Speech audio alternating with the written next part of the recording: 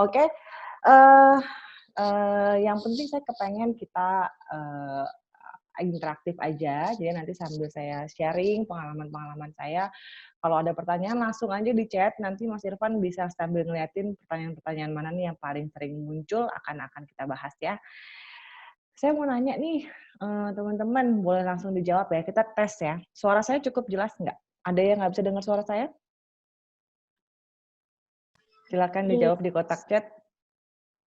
Oke, jelas. Oke, thank you. Nah, sekarang saya mau tanya, teman-teman, ini lokasinya pada di mana ya? Saya sih lokasinya di Tangerang Selatan, di BSD. Teman-teman di mana nih? Waduh, ada yang di Surabaya, Jogja, Cinere, Medan, Palembang, aduh, Lampung, oke, Bogor, lagi di Bekasi, oke, wow, Kebumen. Ini lagi pada aktif dong ya di rumah ya, wah luar biasa banget nih. Seluruh Indonesia kayaknya nih Mas Irfan ya. Ada yang lagi hujan? Ada yang lagi hujan? Karena kalau lagi hujan, hati-hati dengan koneksi internetnya ya. Kemudian, sekarang saya pengen tahu juga panas gerimis. Oke, gerimis-gerimis ya. Nah, mau tahu juga dong teman-teman di sini itu kebanyakan statusnya apa sih? Statusnya nih ini loh, maksudnya mahasiswa, fresh grad, bukan jomblo atau nikah, itu bukan loh. Ini maksudnya statusnya apa? Mahasiswa, fresh grad, job seeker, atau udah kerja tapi pengen cari kerjaan baru, atau pengen resign Mbak, gitu kan. Terus makanya lagi bikin CV yang bagus nih, gitu. Oke, job seeker yang fresh grad yang masih job seeker. Oke, Rita job seeker, fresh grad. Ini berarti fresh grad ini kalian angkatan corona ya? Bener nggak? Yang belum sempat wisuda secara offline ya? Oke, akan selalu diingat nih kalian ya, angkatan corona. Oke, mostly banyak yang fresh grad, tapi udah ada yang bekerja tapi mau cari pekerjaan baru lagi katanya Mahmudah Dasi. Oke deh. Terus ada yang udah pernah ikut acara review CV kayak gini belum? Atau ini baru pertama kali?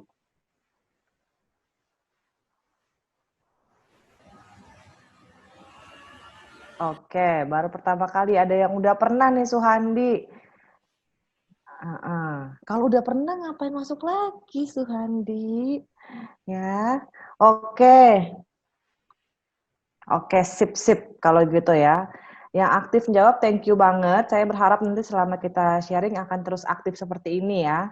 Ini ibarat kalau kalian di Instagram live-nya influencer gitu tuh, ya Mas Irfan ya. Kalau kita lagi live ini tuh update yang chatting banyak banget gitu, ya kan? Berasa happening ya.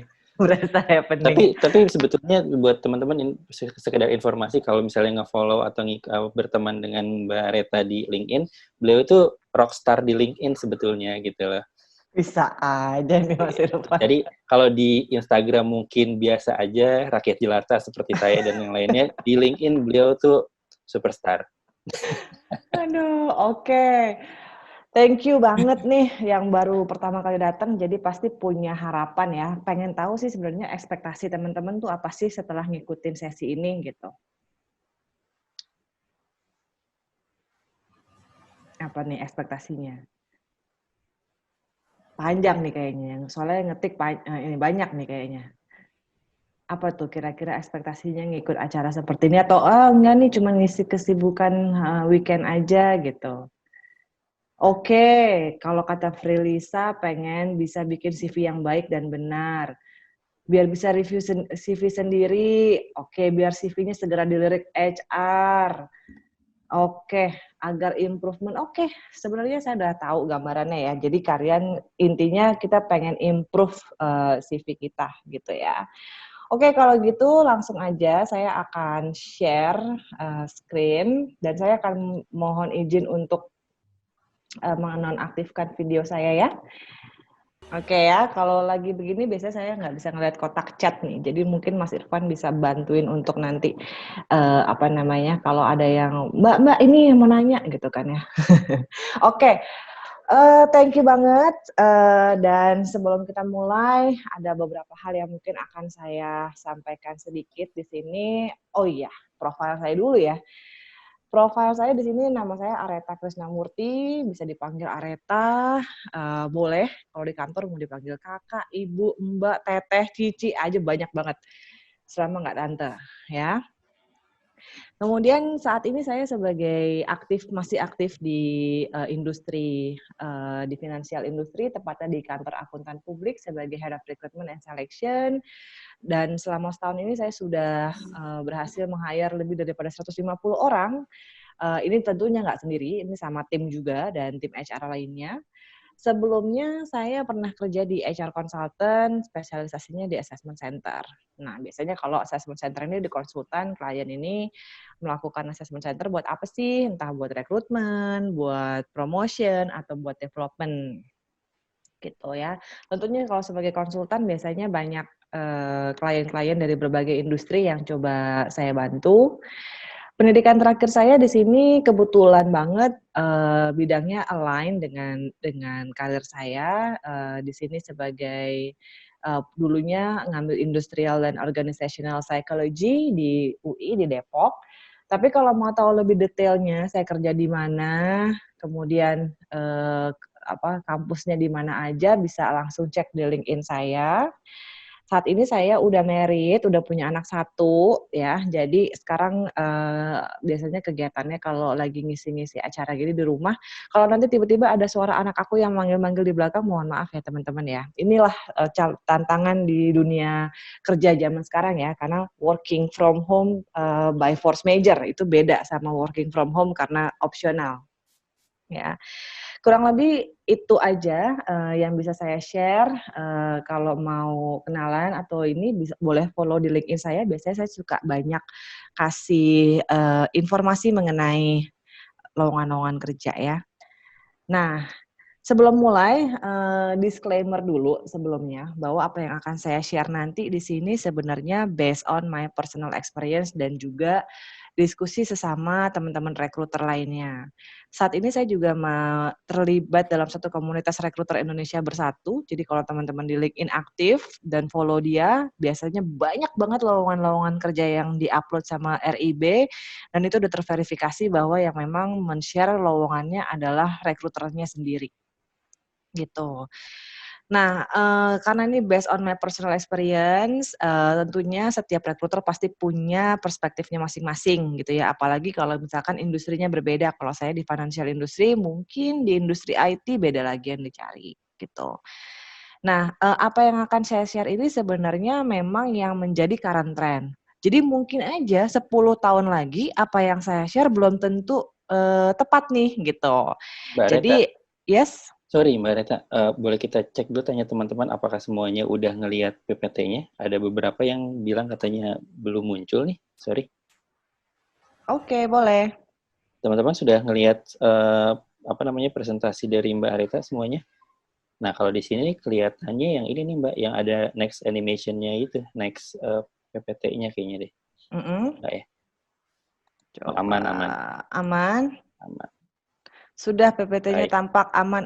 Baik, oke, silakan. Oke, jadi ini ya, apa yang akan saya share belum tentu bisa berlaku 10 tahun atau 20 tahun lagi ya. Bisa aja ada pembaruan-pembaruan gitu. Tapi kita kan di sini mencoba untuk berikhtiar nih, tadi pengen coba improve gitu kan.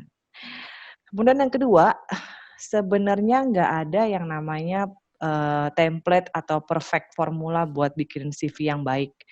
Sebenarnya semua tergantung lagi gimana caranya kamu bisa mengenali diri kamu, terus akhirnya bisa stand out tuh CV-nya di mata rekruter. Dan yang terakhir, kalau saran saya, sekarang tuh kegiatan kayak gini udah banyak banget.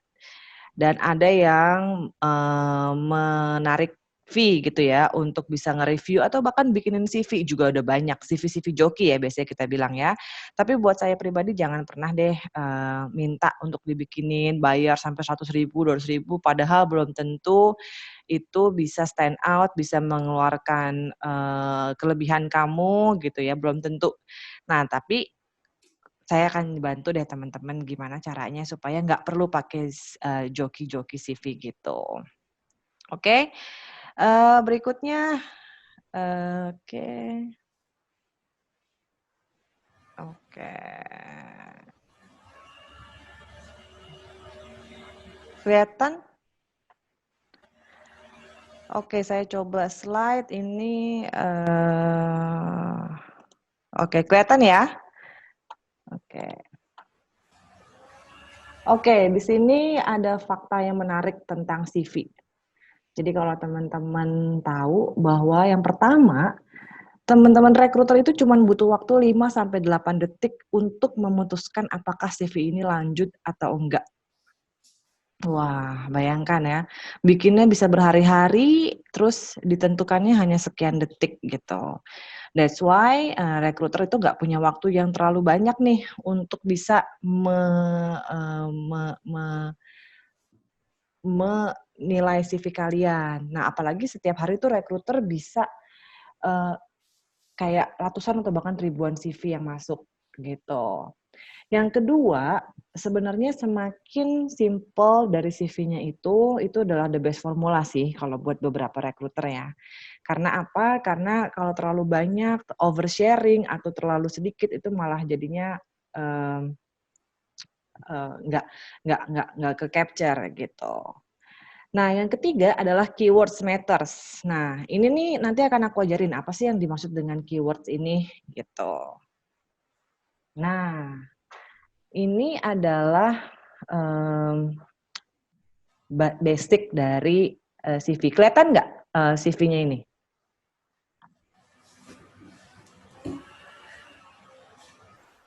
Kelihatan ya? Oke. Nah, ini adalah basic. Jadi, coba aku lihat dulu. Kurang jelas, terlalu kecil. Iya, sebentar. Aku jelasin satu-satu. Ya. Nah, ini sebenarnya basicnya aja. Jadi setiap CV itu ada komponen-komponennya, misalkan identitasnya, kemudian ada summary-nya, kemudian ada history pekerjaannya, kemudian ada latar belakang pendidikan, kemudian ada skills-nya. Ini sebenarnya basicnya ya, gitu aja, yang harus tercantum. Nah, tapi sebenarnya kayak gimana sih desain yang diinginkan sama rekruter? Biasanya seperti ini cukup gitu ya. Nggak terlalu banyak warna. Jadi kalaupun emang mau ada warna, maksimum 3 shading warna lah ya. Yang warna-warna kalem, kemudian biasanya background-nya putih supaya lebih terlihat jelas. Kemudian biasanya CV itu sekitar 1-2 halaman gitu. Nah, kemudian apa-apa aja sih sebenarnya CV itu harusnya? Coba ya. Oke. Oke. Yang pertama adalah dia harus ada basic-basic informasi seperti yang tadi udah saya bilang ya. Kemudian harus profesional.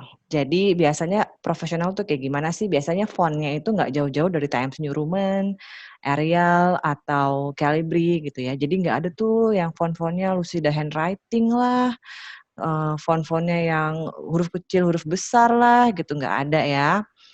Kemudian biasanya 1-2 halaman tadi ya, background-nya biasanya putih, kemudian tidak ada warna yang terlalu mencolok, nggak ada yang tiba-tiba di bagian latar belakang pendidikan warnanya merah, di bagian pekerjaan warnanya hijau, di bagian skills warnanya biru, nggak ada yang kayak gitu ya. Nanti mata rekruternya sakit ya. Kita masih mau mata sehat sampai 20 tahun, 30 tahun ke depan. Kalau kita men-sorting 1000 CV yang kayak begitu setiap harinya, jaminan ya, pasti auto reject karena matanya udah sakit. Ya. Kemudian harus relevan. Jadi ada beberapa informasi yang mungkin sebenarnya nggak relevan buat kamu masukin ke dalam situ sesuai dengan posisi yang kamu tuju. Nah, yang berikutnya lagi harus concise. Concise itu apa ya? Concise itu kayak singkat, padat, jelas gitu loh. Ngerti nggak? Coba, cukup paham ya. Kemudian jujur. Jujur tuh dalam arti informasinya ini sesuai nih, real nih gitu. Kalau misalkan emang ternyata kamu udah nggak kerja dari April 2020, bilang aja misalkan dari Maret 2017 sampai April 2020. Nggak usah ditulis sampai present, malah nanti nggak dipanggil loh. Gara-gara kita pengennya carinya yang bisa join cepet. Kalau misalkan dia masih kerja, wah kayaknya nanti aja deh gitu kan ya. Terus biasanya filenya PDF format. Kenapa? Karena kalau misalkan pakai Word, kita berusaha untuk nggak bisa dirubah. Dan biasanya kalau misalkan dikirim ke luar, kan setiap orang punya format atau Microsoft-nya yang beda-beda ya. Takutnya kalau Word bisa suka bergerak filenya. Tapi kalau PDF biasanya udah set dan lebih ya enggak juga sih, bisa juga sih diedit sama orang lain ya. Cuman maksudnya lebih diminimize lah kesempatan seperti itu. Kemudian konsisten grammar. Jadi kalau misalkan mau pakai bahasa Inggris, ada bahasa Inggris yang past tense sama present. Jadi konsisten aja mau pakai yang mana. Kalau mau pakai bahasa Indonesia juga konsisten. Bahasa Indonesia jangan summary-nya bahasa Indonesia tapi judul-judul yang lainnya bahasa Inggris gitu. Oke, sampai sini cukup jelas? Oke. Aku coba lihat ya. Paham ya? Oke. Oke, baik kita lanjut dulu. Nah, berikutnya. Nah, yang pertama untuk ngasih personal contact atau identitas. Biasanya di sini teman-teman suka naruh ya alamat lengkap gitu, nomor telepon. Nah, di sini kalau tadi yang kita bilang relevan, profesional, ya kan, terus honest, informasinya benar. Di sini sebenarnya rekruter itu nggak butuh semuanya. Rekruter nggak butuh alamat lengkap karena kita nggak mau ngirim paket via Tokped ya. Cukup aja misalkan Pancoran, Jakarta Selatan, kita cukup tahu itu domisilinya teman-teman. Gitu ya. Kalau bisa yang teman-teman cantumkan adalah domisili, bukan alamat KTP. Karena biasanya beda-beda ya, kalau KTP-nya di mana, tapi kan biasanya ngekos nih di Jakarta gitu. Cukup domisilinya aja. Kemudian nomor telepon juga dimasukkan yang aktif ya. Nomor teleponnya kalau ada 3 jangan dimasukin semua.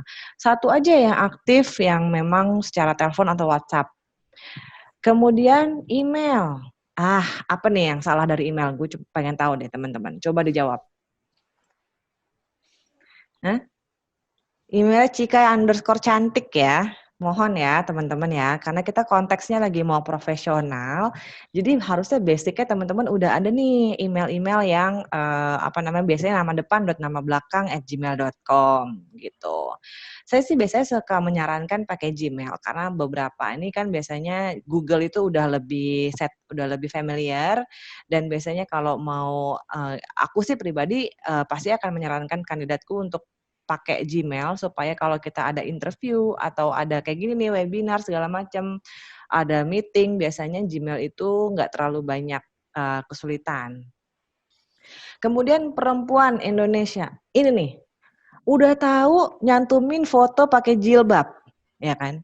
Masih ditulis perempuan, ya kan? Nggak usah teman-teman ya, nggak usah. Udah tahu namanya Putri Anissa Sulistiwati, udah pasti Indonesia, ya kan? Udah pasti. Kecuali kalau namanya kebule-bulean terus kita mukanya agak-agak Arab gitu ya, wah kita jadi bingung kan nih orang apa ya? Boleh kamu tampilin.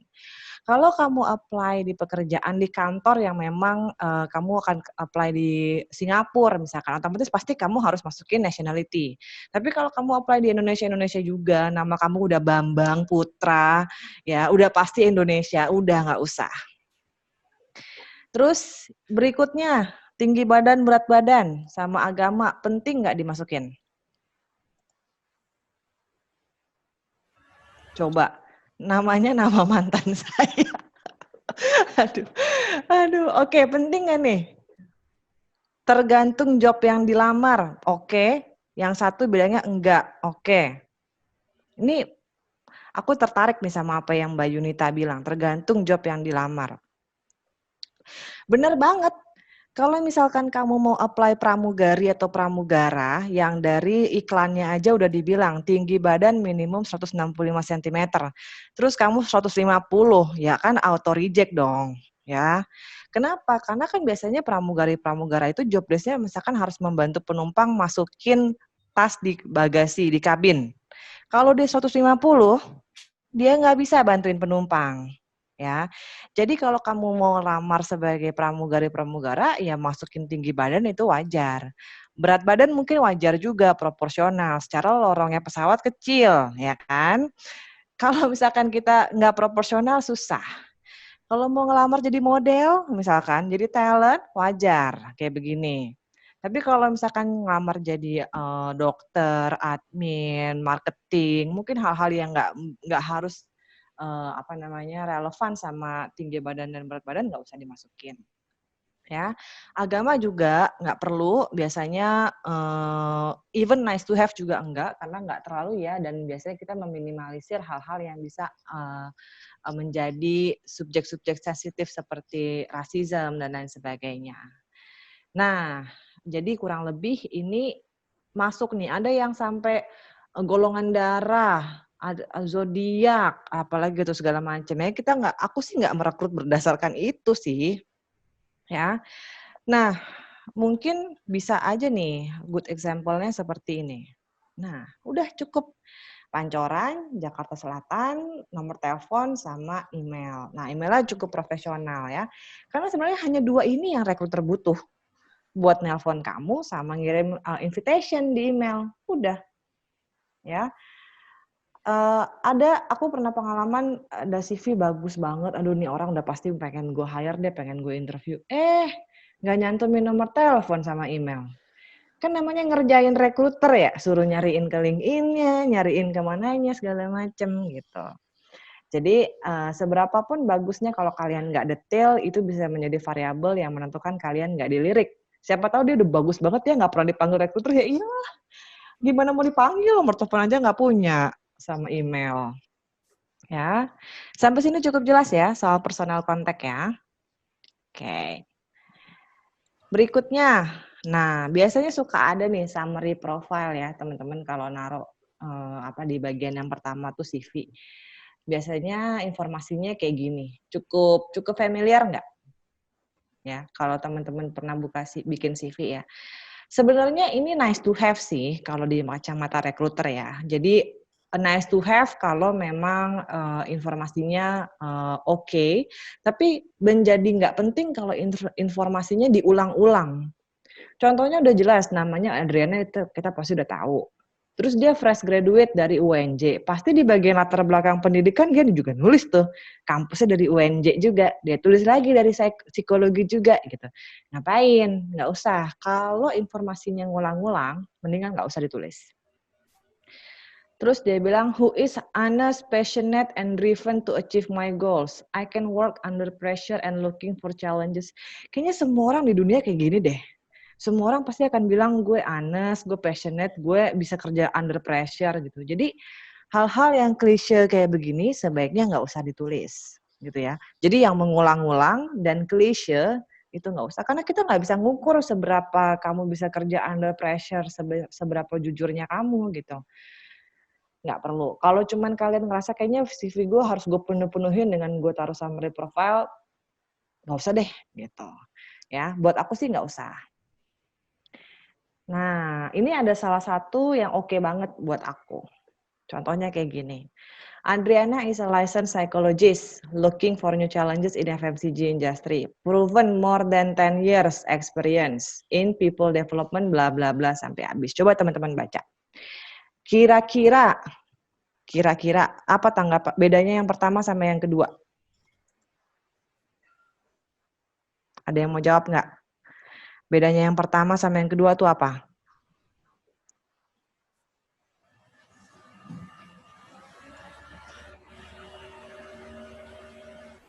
Oke, aku coba lihat ya. Kedua lebih profesional, oke. Skill, ada experience-nya, oke. Nah, di sini yang kedua, Yang aku bold itu namanya keyword-keyword tadi yang seperti aku bilang. Jadi keyword-keyword inilah yang justru harus teman-teman tunjulin gitu. Apalagi dia udah bisa bilang more than 10 years experience gitu kan. Buat teman-teman yang fresh graduate jangan patah semangat. Bilang aja misalkan fresh graduate with misalkan 2 years experience in organizational in campus misalkan. Bisa kan? Di situ ada organisasi apa, kemudian dari organisasi itu berhasil belajar apa. Misalkan buat teman-teman yang fresh graduate bisa aja mastering, biasanya kan suka banyak nih SPSS gitu kan. Mastering JavaScript, Adobe misalkan. Mastering apalagi apa analisis gitu. Bisa buat teman-teman fresh graduate. Jadi jangan bilang ini cuma buat orang-orang yang experience hire gitu, enggak. Justru gimana caranya teman-teman fresh graduate bisa apa namanya stand out-kan profilnya diri. Apalagi kalau udah pernah magang. Misalkan having prior internship experience di misalkan banking industri. Nah, langsung tuh di bold. Jadi keyword-keyword tadi itu muncul di sini dan intinya adalah kita kepengen menarik matanya rekruter. Ingat loh, tadi rekruter itu cuma 5 sampai 8 detik. Gimana caranya mereka bisa baca lah semenit lah CV kita dibaca sama rekruter. Nah, kalau misalkan kalian udah masukin keyword-keyword kayak gini nih, bikin menarik nih buat rekruter buat ngelihatnya. Keyword ini kalian bisa lihat dari mana sih? Nah, nanti akan aku kasih lihat ya. Kalian bisa ngeliat keyword ini dari mana. Kemudian cukup jelas ya untuk summary profile ya. Jadi kalau misalkan mengulang-ulang ataupun klise, nggak usah dimasukin. Tapi kalau misalkan kalian bisa bikin yang tajam seperti ini, silahkan masukkan. Gitu. Oke. Kemudian work experience. Work experience ini biasanya kalian masukin di CV seperti ini, customer sales, company-nya apa, tanggal berapa, di mana, terus description-nya seperti ini. Nah, biasanya kita mencoba untuk lebih nggak hanya menjelaskan deskripsi aja, tapi pencapaian apa yang sudah berhasil kalian lakukan selama kalian menjadi customer sales tersebut gitu. Jadi lebih bisa terukur, nggak cuman hal yang klise ini kayak menulis job desk lagi gitu. Contohnya kayak gimana sih? Contohnya kayak gini nih. Misalkan sales representative, masukin juga nih durasinya ya. Kalau yang atas kan cuma Maret 2016, aku nggak tahu nih kalian mulainya atau berakhirnya gitu. Kalau yang bawah kita bisa tahu Maret 2016 sampai November 2019 durasinya kurang lebih kalian 3 tahunan lah gitu ya. Nah, kelihatan jelas nih, mampu meningkatkan revenue sales sampai 50%. Bisa dapetin 5 customer dalam sebulan pertama kerja. Kemudian dia bisa dia sekarang manage 3 sampai 5 juniornya dan dia bisa kasih feedback setiap quarter. Kemudian dia berinisiasi melakukan customer satisfaction survey pakai aplikasi dan dia bisa meningkatkan 70% respon rate-nya misalkan daripada tahun lalu. Nah, kelihatan kan bedanya apa customer sales yang pertama sama yang kedua?